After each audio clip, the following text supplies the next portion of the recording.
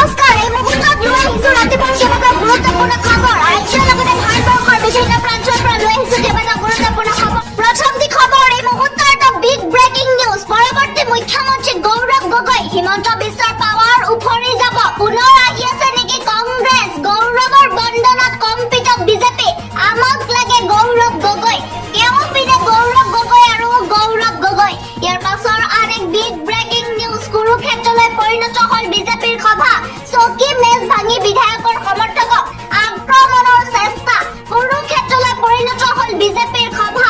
বিজেপিৰ সভাত প্ৰচণ্ড মাৰপিট। টিকট কেন্দ্ৰিক সংঘাতৰ বাবে দুই ফৈদৰ মাজত হ'ল হতাহতি। টিকট কেন্দ্ৰিক সংঘাতত বিধ্বস্ত বৰচলা সমষ্টি। ৰণক্ষেত্ৰলৈ পৰিণত বিজেপিৰ দলীয় সভা। গণেশ লিম্বু, বিজেপি নেতা কিশোৰ উপাধ্যায়ৰ সমৰ্থকৰ মাৰপিট। বিধায়কৰ বিৰুদ্ধে গৰজি উঠিলে একাংশ দলীয় কৰ্মী। ইয়াৰ পাছৰ আন এক বিগ ব্ৰেকিং নিউজ। এমাহৰ ভিতৰত বাতিল হ'ব লাগে মিয়াৰ ৰেচন কাৰ্ড। বেদখল কৰা মিয়াক কৰিব লাগে গ্ৰেপ্তাৰ। তেতিয়াহে চিনাক্ত হ'ব কোন বাংলাদেশী কোন ভাৰতীয় আৰু তাৰ ভিত্তিত DNA টেষ্ট কৰক মিয়াৰ। নথি পত্ৰ বিচাৰিলে ভুৱা তথ্যৰে বাংলাদেশী হৈ পৰে ভাৰতীয়। যাৰ DNA মিলিব তাৰ নাগৰিকত্ব দিয়ক। DNA টেষ্টৰ বাবে ফৰ্ম ফিলআপ নকৰাসকলক ডিটেনশ্যন কেম্পলৈ পঠিয়াওক। কোনো মিয়াৰ পৰা নথি পত্ৰ নালাগে, DNA টেষ্ট লাগে। এই মুহূৰ্তৰ এটা ডাঙৰ খবৰ। 1951 চনৰ ভোটাৰ তালিকাৰ ককা আজোককাৰ নাম প্ৰকাশ কৰক। আধাৰ কাৰ্ড বা আন নথি নহয়, মিয়াৰ কৰিব লাগে DNA টেষ্ট। ইয়াৰ পাছৰ আন এক বিগ ব্ৰেকিং নিউজ। খন কলিৰ বাবে ভয়ংকৰ দুৰ্ঘটনা। থিতাতে প্ৰাণ গ'ল দুইজনৰ। দুৰ্ঘটনা থিতাতে নিহত দুইজন। ৰৈ থকা ট্ৰাকত পাছফালৰ পৰা প্ৰচণ্ড খুন্দা বলেৰো পিকআপ বাহনৰ। খন কলিৰ বাবে ৰাজ্যত ভয়ংকৰ দুৰ্ঘটনা। ইয়াৰ পাছৰ আন এক big breaking news. Himanta Biswa শৰ্মাৰ নেতৃত্বত নিকা নিৰ্বাচন অসম্ভৱ। ৰাজতন্ত্ৰ নচলিব, লাগে ৰাষ্ট্ৰপতি শাসন। অন্যায়ভাৱে বহিঃৰাজ্যৰ ভোটাৰেৰে তালিকা ভৰাব বিচাৰিছে চৰকাৰে। মুখ্যমন্ত্ৰী পদৰ পৰা পদত্যাগ কৰিব লাগে হিমন্ত বিশ্ব শৰ্মাই। বৈধ ভাৰতীয়ৰ নাম কটাই বহিঃৰাজ্যৰ লোক অন্তৰ্ভুক্ত হৈছে তালিকাত। অসমত ৰাজতন্ত্ৰ চলিবলৈ দিয়া নহ'ব। ৰাষ্ট্ৰপতিৰ শাসনতহে শুদ্ধ ভোটাৰ তালিকাৰে নিৰ্বাচন সম্ভৱ। অন্যায়ভাৱে হুকুম দিয়াৰ পাছত মুখ্যমন্ত্ৰী হৈ থকাৰ নৈতিক অধিকাৰ নাই। নিৰ্বাচনত আগত অসমত লাগে ৰাষ্ট্ৰপতিৰ শাসন। হিমন্ত বিশ্ব শৰ্মাৰ নেতৃত্বত অসমত সম্ভৱ নহয় নিকা নিৰ্বাচন। মুখ্যমন্ত্ৰী পদৰ পৰা অপসাৰিত কৰিব লাগে হিমন্ত বিশ্ব শৰ্মাক। ইয়াৰ পাছৰ আন এক বিগ ব্ৰেকিং নিউজ। সম্পূৰ্ণৰূপে বন্ধ এছআৰ প্ৰক্ৰিয়া। বিটিচি চৰকাৰৰ বৃহৎ সিদ্ধান্ত। সম্পূৰ্ণৰূপে বন্ধ এছআৰ প্ৰক্ৰিয়া।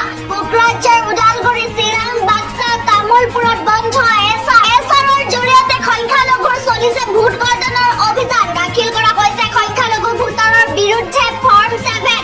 বিটিচিৰ জনতাক আতংকিত নহ'বলৈ ক'লে হাগ্ৰাম মহিলাৰীয়ে। এছআৰ প্ৰক্ৰিয়াৰ নামত চৰকাৰে কৰিব নোৱাৰিব হাৰাশাস্তি। হিমন্ত চৰকাৰৰ বিৰুদ্ধে গৈ বিটিচি চৰকাৰৰ বৃহৎ সিদ্ধান্ত। বিটিচিত নচলিব এছআৰ প্ৰক্ৰিয়া। বিটিচিৰ 5টা জিলাত বন্ধ ঘোষণা এছআৰ। ইয়াৰ পাছৰ আন এক বিগ ব্ৰেকিং নিউজ। জেলৰ পৰা ওলাই আহিব নেকি চামকানু সিদ্ধাৰ্থ শেখৰ সন্দীপত অমৃত প্ৰভা? জুবিন গাৰ্গে ন্যায় পাবনে? জেলৰ পৰা ওলাই আহিব নেকি চামকানু সিদ্ধাৰ্থ শেখৰ? মুকলি আকাশৰ তললৈ ওলাই আহিব নেকি সন্দীপন আৰু অমৃত প্ৰভা? জুবিন গাৰ্গৰ ন্যায় কেতিয়া? জুবিন গাৰ্গে ন্যায় পাবনে? জুবিন গাৰ্গৰ মৃত্যুৰ ঘটনাৰ 3 মাহ সম্পূৰ্ণ। জুবিন গাৰ্গৰ ন্যায়ৰ অপেক্ষাত ৰাজ্যবাসী। জুবিন গাৰ্গৰ ন্যায়ক লৈ দুমোজাত জনতা। একাংশই কৈছে জুবিন গাৰ্গে ন্যায় নাপায়। অতিকৈ গুৰুত্বপূৰ্ণ খবৰ। এজন কি হাজাৰজন গৌৰৱ গগৈ ৰাহুল গান্ধী আহিলেও মোক একো কৰিব নোৱাৰে। গোটেই পৃথিৱীখনকে মিয়া কৰিব বিচাৰিছে কংগ্ৰেছ দলে। মুখ্যমন্ত্ৰী হিমন্ত বিশ্ব শৰ্মাৰ এই মন্তব্য। অসমীয়া পাহৰি কেৱল মিয়া মিয়া কৰি থাকে কংগ্ৰেছ দলে। মিয়াৰ বিৰুদ্ধে কিবা ক'লেই কংগ্ৰেছৰ গা জ্বলে। মিয়াৰ বিষয়ে কিবা ক'লেই কংগ্ৰেছে হাল্লা কৰি থাকে। কংগ্ৰেছে নতুন বৰ অসমত মিয়াক খুৱাব বিচাৰিছে বুলি মন্তব্য মুখ্যমন্ত্ৰীৰ। বাংলাদেশী মিয়াক যিমান পাৰো সিমান খেদিবলৈ চেষ্টা কৰি যাম আৰু খেদি আছো।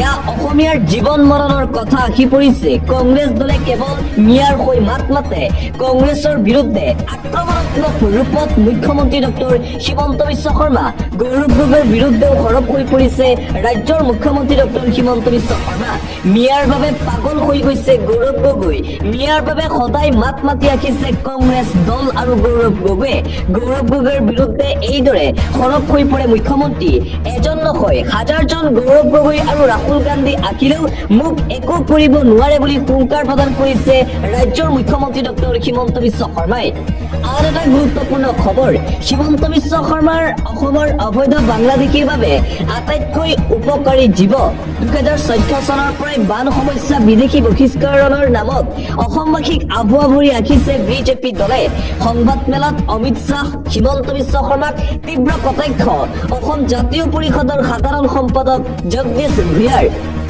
অবৈধ বাংলাদেশী এতিয়া হিমন্ত বিশ্ব শৰ্মাৰ একমাত্ৰ অস্ত্ৰ হৈ পৰিছে 2014 চনৰে পৰাই বান সমস্যা বিদেশী বহিষ্কৰণৰ নামত আভুৱা ভৰি ৰাখিছে বিজেপি দলে পৰৱৰ্তী খবৰ মোৰ বিৰুদ্ধে এটা কেছ দিছে তেওঁৰ বিৰুদ্ধে 100টা কেছ পৰিব হৰ্ষ মান্দাৰক উভতি ধৰিলে মুখ্যমন্ত্ৰী হিমন্ত বিশ্ব শৰ্মাই হৰ্ষ মান্দাৰে হিমন্ত বিশ্ব শৰ্মাক খুজিছে তাৰ উত্তৰ পাই যাব হৰ্ষ মান্দাৰে মোৰ বিৰুদ্ধে এটা কেছ দিছে মই তেওঁৰ বিৰুদ্ধে 100টা কেছ দিম এইদৰে মুখ্যমন্ত্ৰী হিমন্ত বিশ্ব শৰ্মাৰ বিৰুদ্ধে কেছ দিয়া হৰ্ষ মান্দাৰক সকিয়নি মুখ্যমন্ত্ৰীৰ কোন হৰ্ষ মান্দাৰ মই চিনি নাপাওঁ বুলি মন্তব্য মুখ্যমন্ত্ৰী হিমন্ত বিশ্ব শৰ্মাৰ এনেকুৱা হৰ্ষ মান্দাৰ মই জীৱনত বহুত দেখিছো বুলি মন্তব্য মুখ্যমন্ত্ৰীৰ হৰ্ষ মান্দাৰে অসমলৈ আহি এনআৰচি বৰবাদ কৰিলে দিল্লীত মুখ্যমন্ত্ৰী হিমন্ত বিশ্ব শৰ্মাৰ বিৰুদ্ধে এজাহাৰ দাখিল কৰিছিল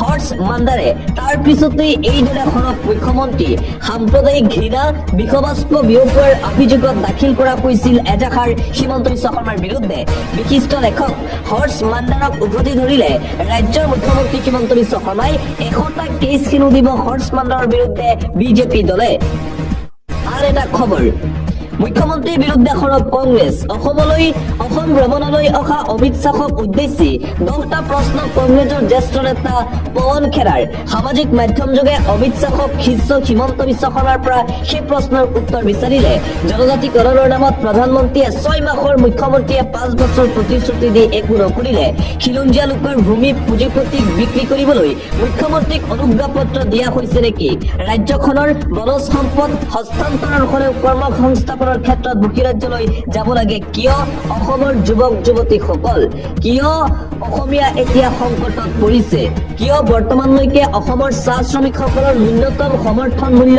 ঘোষণা পোৱা নাই বিজেপি চৰকাৰৰ দিনত এটা দশক শাসনত থকাৰ পাছতো কিয় স্বাস্থ্য খণ্ডৰ ক্ষেত্ৰত পিছ পৰি আছে অসম ৰাজ্যখনৰ পানীৰ গুণগত মান উন্নয়নৰ বাবে চৰকাৰে কি